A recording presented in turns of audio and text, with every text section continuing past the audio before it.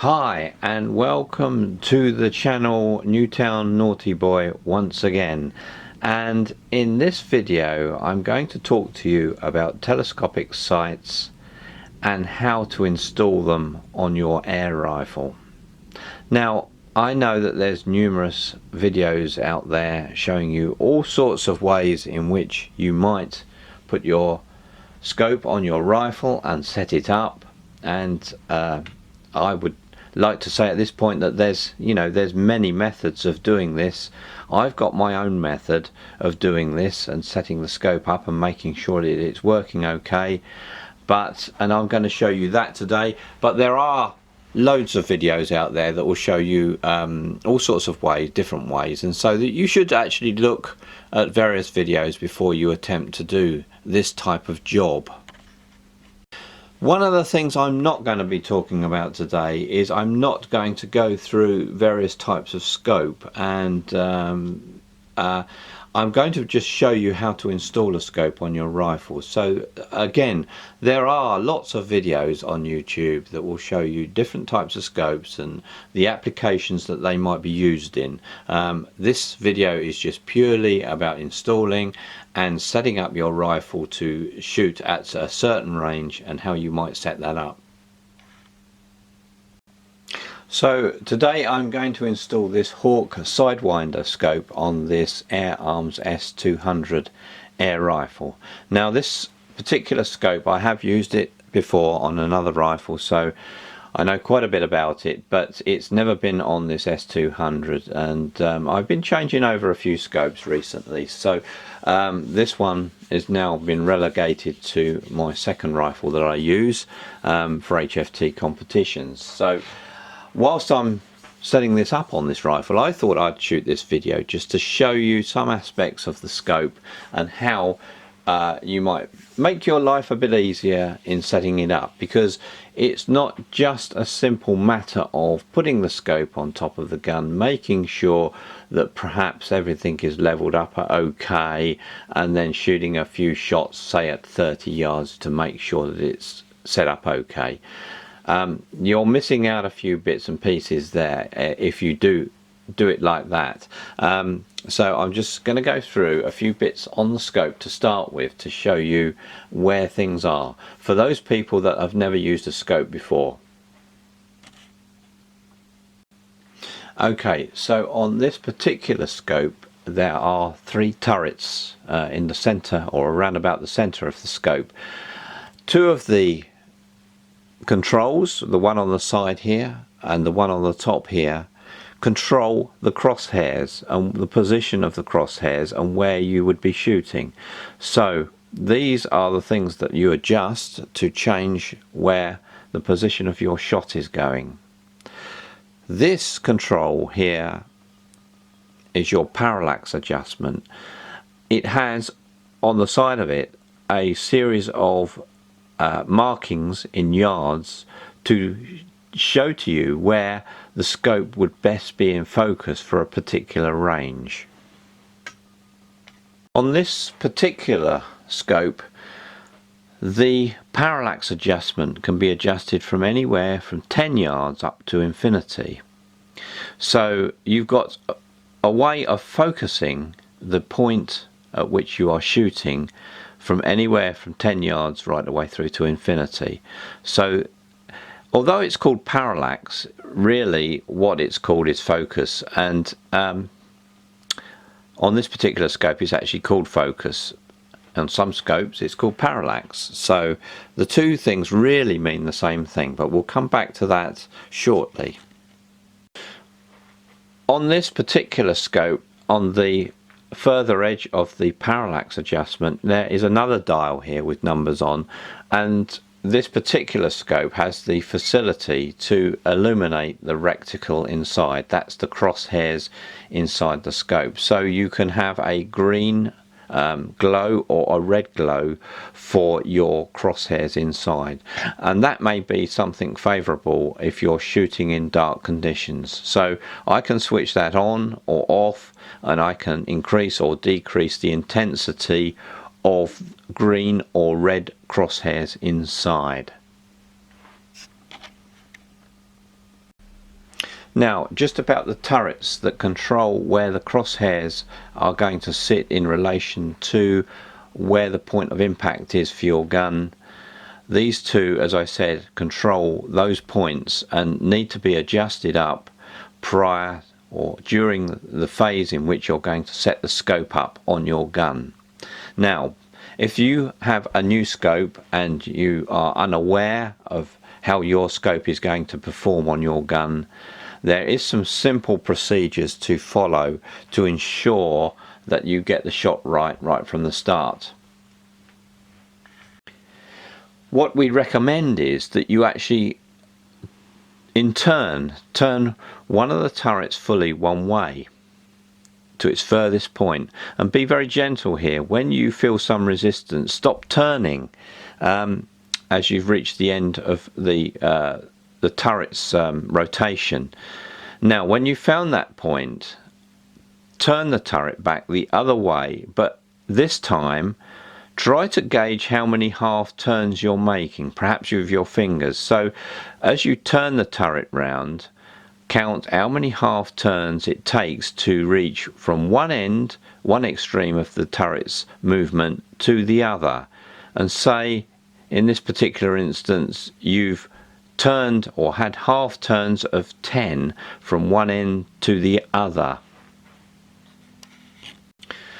Now, once you've done that, then turn your turret back from its point where you've found the turret won't move anymore. Turn it back, in our example of 10, move it back 5. So you turn the turret roughly back 5 half turns. Now your turret should be at a halfway point.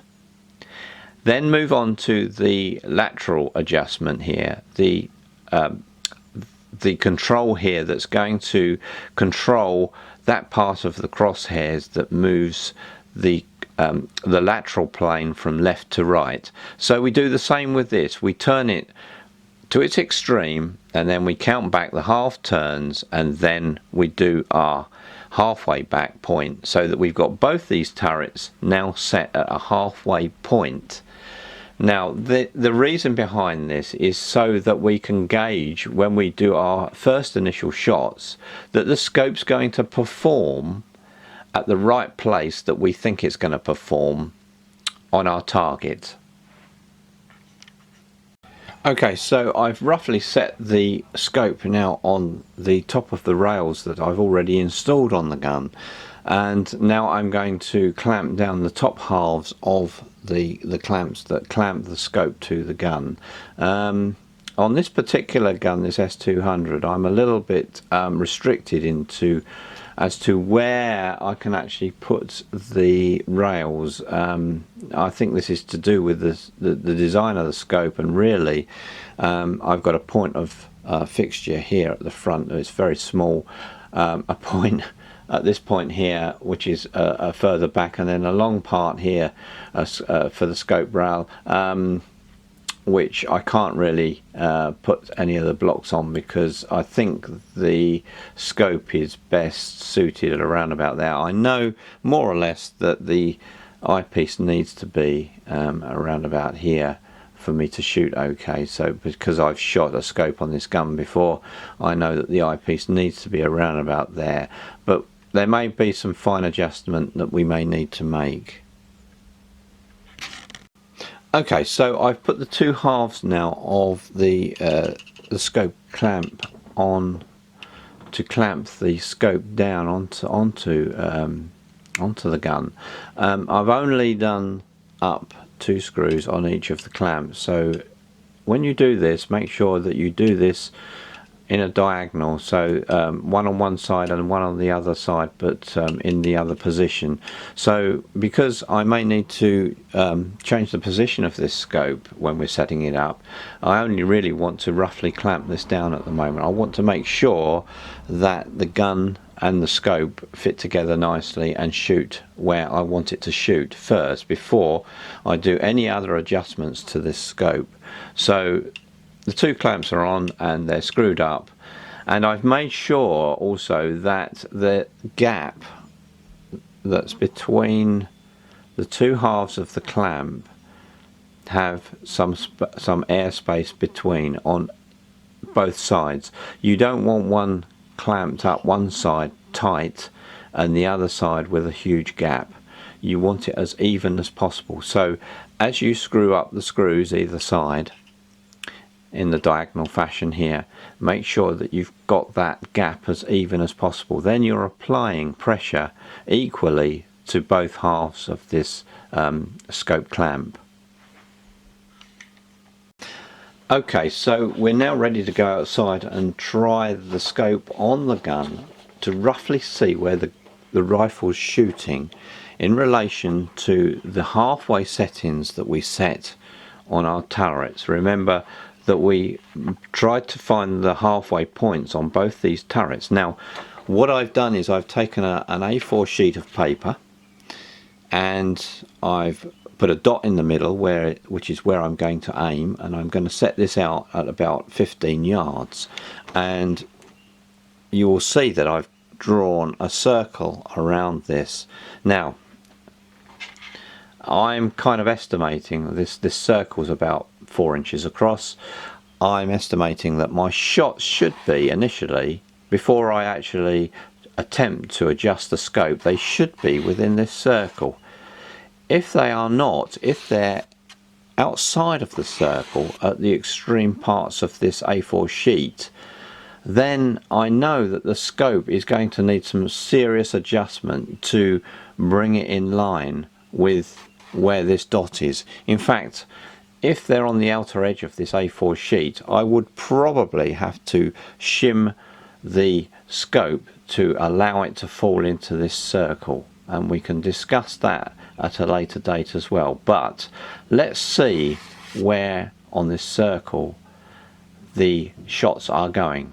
If we didn't do the adjustments on the turrets first to their halfway positions, we wouldn't be able to gauge this when we went outside to shoot.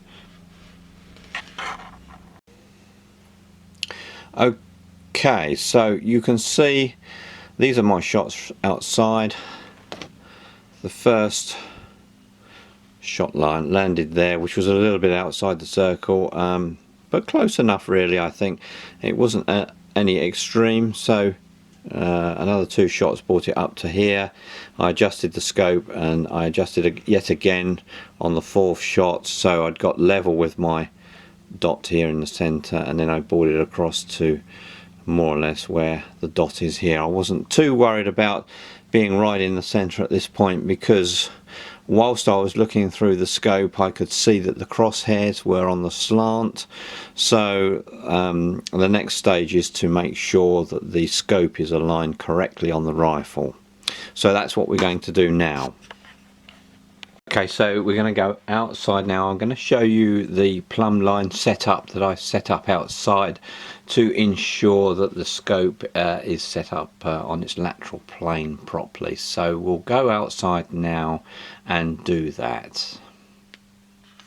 Okay, so what I've done is I've set outside a length of string that's dropping down. I'll put a plumb line on the end of weight to weight the string down. That's going to give me a center line that I can set my scope up on. So I'm going to focus the actual crosshairs on this string and make sure that the lateral plane of the actual scope is actually aligned with this string. Now of course you've got to do this on a very still day, because if this string is going to blow around, then that's not going to work at all. You've got to have a very still day with the string not moving as it is now to be able to do this. So that's the next step. So we've now come back to the gun that's sitting on a bean bag, that's sitting on a workbench, and so I've got a fairly stable platform here, and I've got a spirit level sitting on top of the gun, actually sitting on top of the top turret of the scope itself. Now I'm going to now start to look through the scope itself at the piece of string that's hanging down the garden, and I'm going to twist the scope around so that the actual reticle or the crosshairs align themselves with the vertical of the string, but I'm going to also make sure as I do that the gun is actually sitting level on the beanbag. So that's why I've got the spirit level sitting on the top there. At the moment I know that the scope isn't in the correct position, so even if I now align the gun up on the beanbag straight, I know I've still got to twist the scope around within its clamps to align it with the string. So I need to do those two things at the same time. So I'm now looking through the scope of the gun, and you will see, I know it's very difficult to see, but you can see the vertical line of the string, and next to it, to the right hand side, you can see the vertical line of the reticle or the crosshairs, and you can see that actually the scope is on a slant. Now as I said, I'm looking at the spirit level to see how level the gun is, and I'm looking through the scope as well, and I can see that the scope now needs twisting around to match up the vertical line of the crosshairs with the string. So on this picture you can see that I've now twisted the scope and I've aligned the vertical line of the crosshairs with the string, whilst checking to make sure that the gun is level on the beanbag by using the spirit level, and making sure that the bubble in the middle is actually in the center of the spirit level. So we've now come indoors, and I've drawn on a piece of paper an illustration of what we saw outside. So we've got the circle of the scope, we've got the crosshairs there with the mill dots shown down the vertical axis, and the piece of string, or the line, the vertical line that represents the piece of string. So you can see from this diagram, this is what we kind of saw outside before I adjusted the scope and turned the scope around so that it was the vertical planes were matching. But you can see that the crosshairs in the middle would actually, that's our point of impact, that would be fine. But if you were to shoot using any of the mill dots, either above or below, the shot would actually be in the correct position, incorrect position. So that's why we must make sure that the scope is aligned with the vertical line of the string, so that our shots will always be in that vertical plane. So I hope this illustration helps with understanding what we just did outside with the string and looking through the scope. Okay, so this was the target that I set out at 25 yards, which is the range at which I like my crosshairs to, my range to be at. And as you can see, the first two shots were over this side. So again, you see we've moved the scope, we've swiveled the scope around, and actually this has brought the center of point of contact out quite considerably from what we had on our white piece of paper.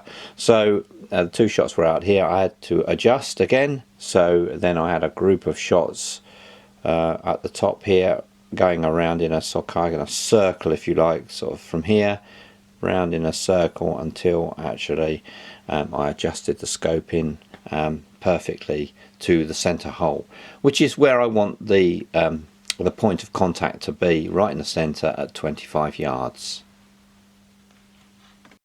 Now, whilst we're on the subject of scopes, at the end of, or the front end of the scope, I'll take this plastic cap off momentarily for you. This cap obviously just protects the eyepiece. You'll see, and this is usually the case on all scopes, there's an adjustment here.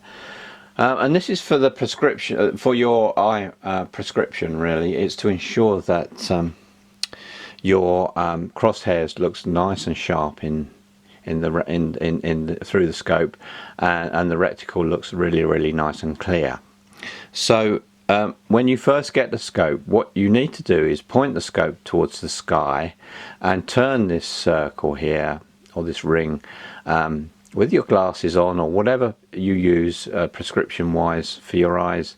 You turn this until the crosshairs are as sharp as possible, as black as possible, and in focus. And you need something like a blue background or something that's quite bland, that doesn't have any other information within the view, to actually make this adjustment. Then once you've got this set, then you should be okay for adjusting your parallax here. Now there is a correlation between these two things, and some people that have had scopes for some time have noticed that actually the markings on the parallax ring or the focus ring, where it details the yardage of where your shot's going to go, or at least the focus points of where your shots are going to go, becomes not true for the points that are actually marked. And the reason for this is that if you adjust this ring here, it's likely that this parallax adjustment, or the marks on here, won't be true for what's detailed on the wheel itself. So be aware of that. Of course, if you don't wear glasses and your vision is A1 and you haven't had to adjust this ring here, you'd probably find that this parallax ring is correct. So don't be fooled by it, or think that your scope is actually not correct as and when you bought it, because it's probably the adjustment here that's caused this parallax ring to be slightly out.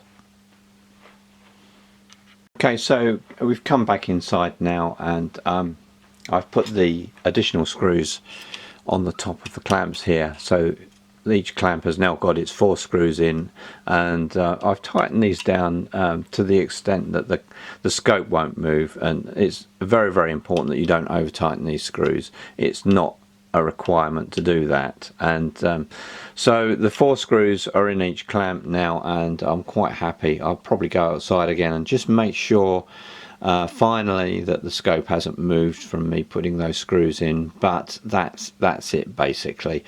That's me set up.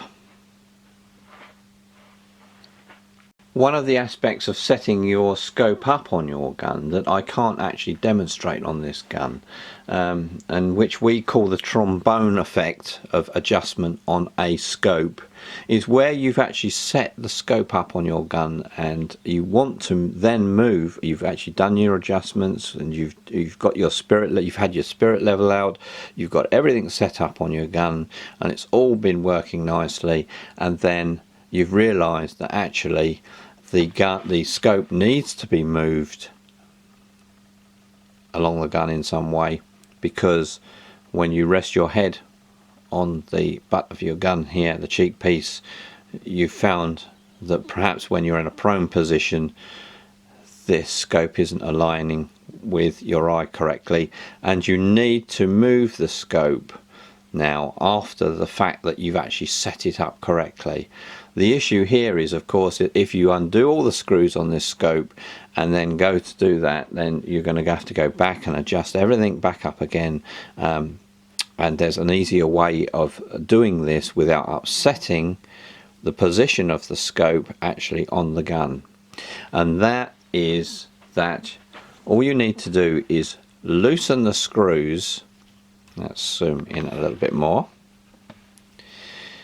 We loosen the screws on the top of one of the sets of clamps at the top here, and then on the other clamp we unscrew, or we loosen the screws on the screws that screw onto the actual scope rail.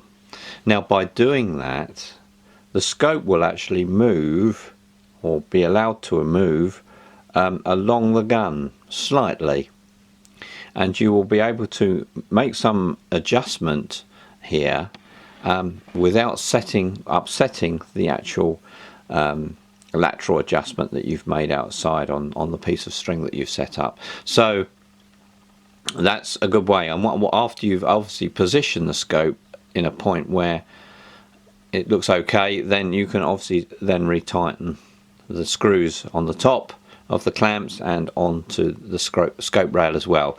So after you've done that, of course, it is obviously it's a good point to actually just test the gun out yet again, just to make sure that it's shooting correctly, but you won't have upset the actual let's say the balance of the scope on the gun itself, the actual position of the scope on the gun.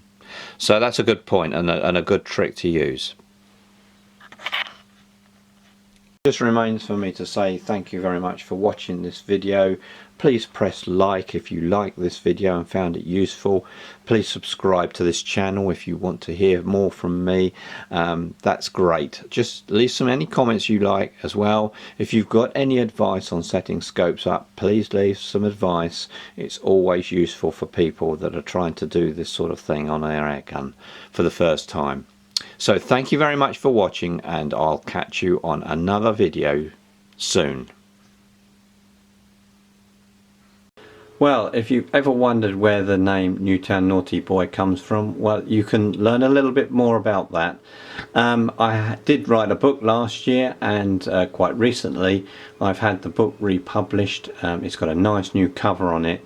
It details my story really, growing up in the UK in a small town, and all the things that I got up to during the 50s, 60s and 70s. There's quite a bit in there. There's some pictures, there's illustrations, there's a little bit of naughtiness, there's quite a bit of airgun shooting and shenanigans. There's stuff that will make you laugh in this book. It's a book you can order from Amazon, but also it's available on Kindle quite cheaply. So why not give it a go? It's a really good read, and then you can give me some feedback on it. Hope you enjoy. Give it a try.